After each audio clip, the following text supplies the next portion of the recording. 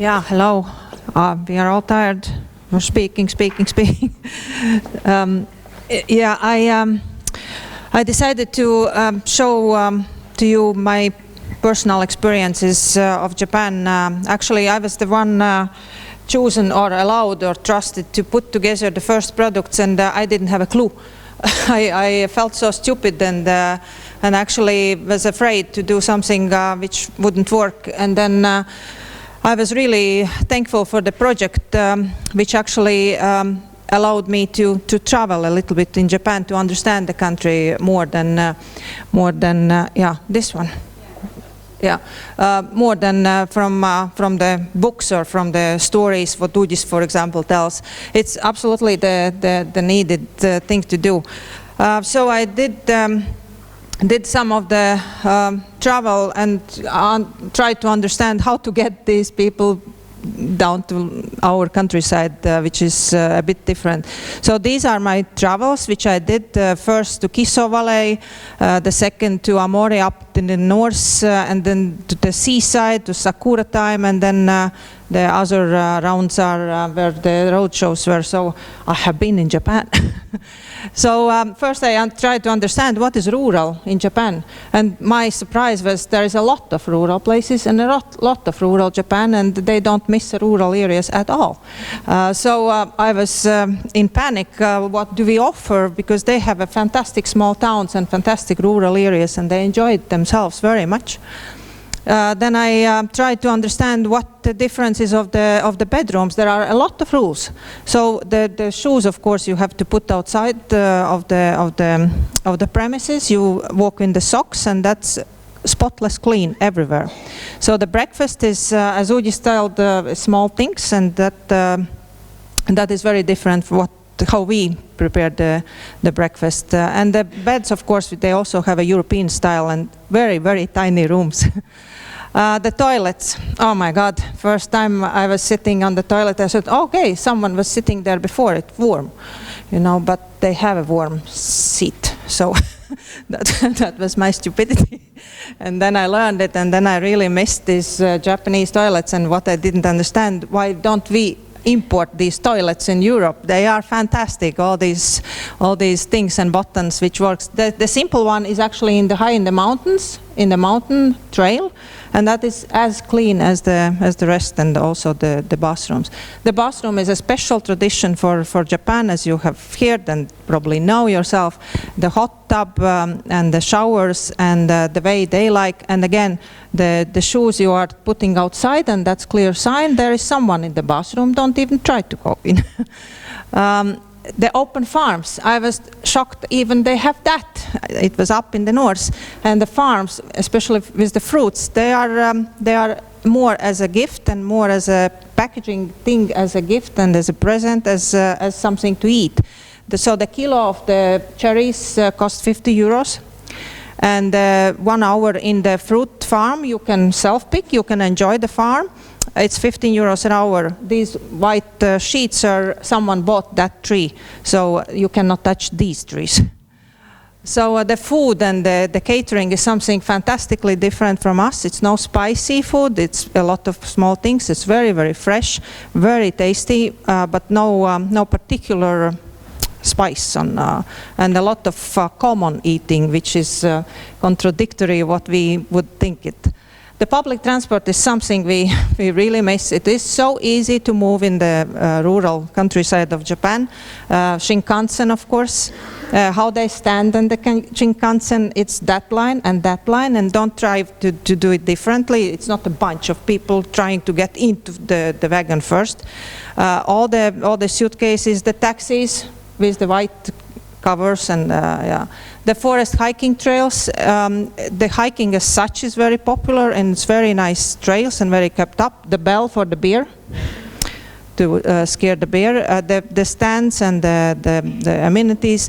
The sakura I also experienced, and I thought these, why they are so beautiful, because they are old and big, and our apple trees can be as beautiful.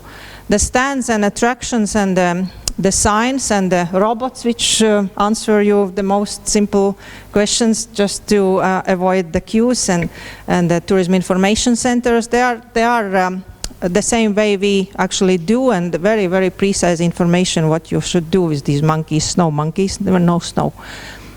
So, and then in the middle of rural area, there is a handicraft run by the two Japanese ladies, full with our handicrafts, and they do the workshops, and they have clients, and these clients are traveling to our countries. She brings like 3-4 groups a year to our handicrafts and trade fairs and a lot of different things. It's kind of mystery for me. It was really in the middle of nowhere, all Latvian, Estonian, Lithuanian also handicrafts. The seaside, that was my surprise. There's actually nothing special. They don't like seaside, at least my understanding was. They don't do anything special on the seaside, so to sell our seaside was a bit difficult, because I asked why don't I go on the seaside. There is nothing to see, there is only the seaside farmers, the fish farmers, but what you do want to do there. But fantastic markets of the seafood. There are also surprising things for me in Japan. If the system runs, they don't change it. The electricity just goes on and on and on. It works, and it looks a bit even scary for us. It was the room upstairs there, but and all the wires, but it works somehow, and we can be surprised. But yeah, and the same the telephone uprights and the telephone books as well. But it works. So out of all of this, we tried to do the product, the information, how they do it themselves. Of course, I learned a lot of information materials. And the first thing I understood, we have to sweep all these like a grandmother. Since the ancient time, everything is possible, like a fairy tale.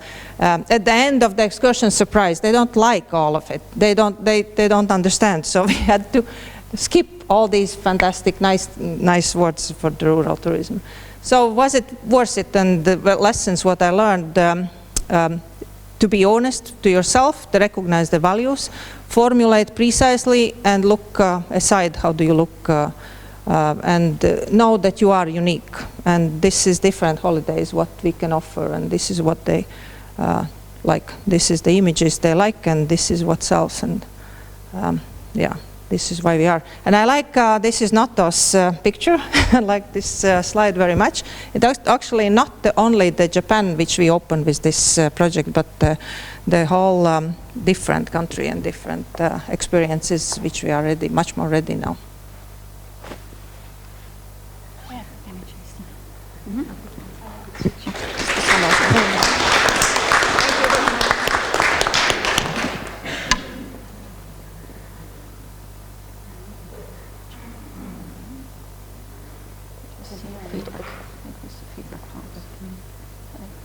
no.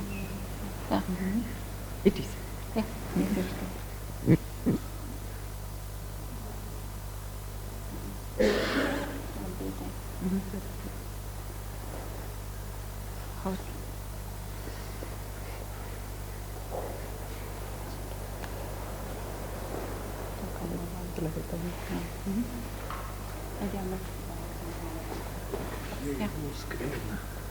No, it's PDF. It's But there yeah. is full screen option also. Yeah, only It will be a right, bit yeah. bigger. Yeah. Okay. The presentation was about the feedback of the farm trip, and we have talked about a lot already today about this issue. And forgive me, I just have somehow I got a very bad headache. So if I'm talking something really messy, don't mind about that. But some ideas what I had from the farm trips. The most important thing that you never have too much information. So that has been already many times during the day. But even if you think that now you have given all the information what you can give, that's not even enough. So much information that you can give is very good. And it has been a little bit hard to make right timetable if they're in fam trip, if there is tour operators or media people, because at least for me it was a little bit difficult, because tour operators are a little bit quicker. They see the places, destinations, and they want to go to the next place. But the media people, they need always more time to photo shooting and look around the places. So it's if you are preparing a fam trip for media or tour operators, it's a totally different timetable what you should make. And one feedback what we got was that there was no time for shopping, for local shopping. So always give the time for shopping if you have some local products to sell. So give them the time to go shopping. Or there was also the feedback that they would like to see the local supermarket, even if it feels like that it's very normal for us and maybe that there is nothing to buy, but they want to see the local supermarket. And you have to show your interest to have Japanese tourists. Be active, be friendly, and smile. And it's also very good if you have time and interest to learn about the culture and you know your customers better. That's very important. And this one has also already been also today, that be in your schedule always. So that's very good thing when you are in Japanese markets. And clean places are important. So we were in Tokyo, and yes, there was trashes somewhere on beside the streets, and it's not always so clean. But in our places, it's very important to have clean places for the guests. And then tell what you do and how, and show the way, and don't leave your customers without information. So they are really waiting for your information, and that you show the way how to do different things. For example, in a home visit, the Rita is baking blueberry pie with the customers. So it's really important to be there always and ask and give the questions and give the information. And then you should check your signs, even at least in English, but of course better to have in Japanese. Always when you have foreign customers, it's very good to have the names of the products and the names of the food and the ingredients of the food, and signs in specific language, and this time in Japanese or at least in English. And what we found out there last week in Tokyo media seminar, that Riley organized a really nice lottery in the end of the seminar, and that really woke up the people to smile and talk, and we saw many happy faces when we arranged this lottery for sauna goods, and that was a really nice way to wake up the customers. So use that one with your Japanese customers if it's possible. And then a little bit feedback about the project. This cooperation with Estonia and Latvia has been very good, and this has been a really nice learning process for all of us, I think, at least for me. And it's very good to know better the other countries and the culture and the destination in different countries. And I have learned a lot about Latvia and Estonia during this trip, so during this 1.5 years. So it's good to remember that also the countries beside you are maybe not so they don't know your habits, or maybe the Finns don't know that Estonia and Latvia have sauna too. So remember, you don't have to go to Japan to tell that you have sauna. It's also important to tell to the neighboring countries that we have quite a similar habits. And it has been very good to learn how much we have common things with just a little different with the national twist. So, for example, sauna. And then the traditional music. Upper picture is from last summer's fam trip from Lohja museum area. There is our guide has the national costume, and you have a little bit same kind of national costumes also in Estonia and Latvia. And then the lower picture is from last week from Yokohama, 1 hour from Tokyo. There was Estonian Design Festival, and we visited there when we had 1 day off. And there was the Estonian lady was singing and playing the kantele. And we have the same kantele also in Finland. Do you have it in? Yeah. So many common things, but of course a little bit national twist, but anyway. And I think that we have also shown to our national tourism organization that we are not just competitors, because somehow I feel sometimes that I can say on the behalf of Visit Finland that it's not so natural to do cooperation with, for example, with Estonia and Latvia on a national level. But we have done a very good cooperation on this level, and I'm really happy about that. And I think that we are strong together when the market is far away. So when we have been there in Japan, it's very good to tell about 3 different countries, not just one or one destination, but that we are all there together.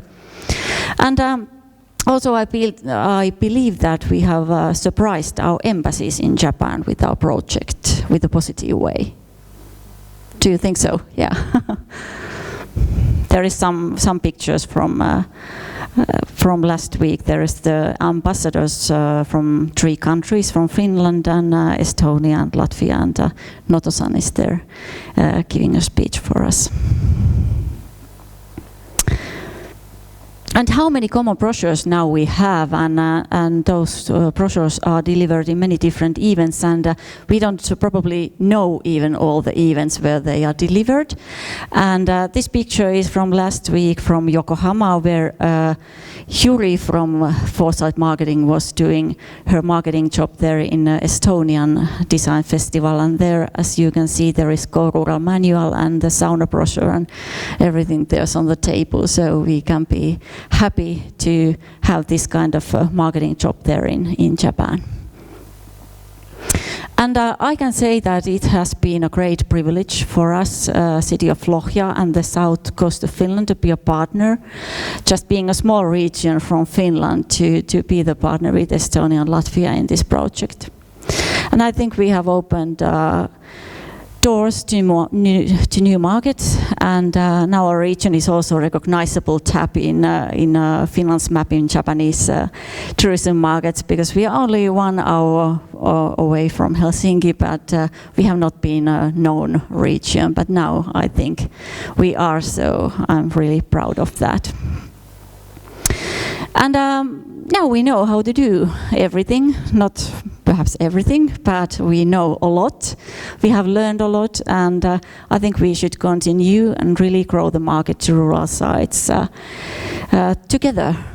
That should be a little bit bigger there, but together is the most important thing. And I really hope that we will get some new project to develop this again. So thank you.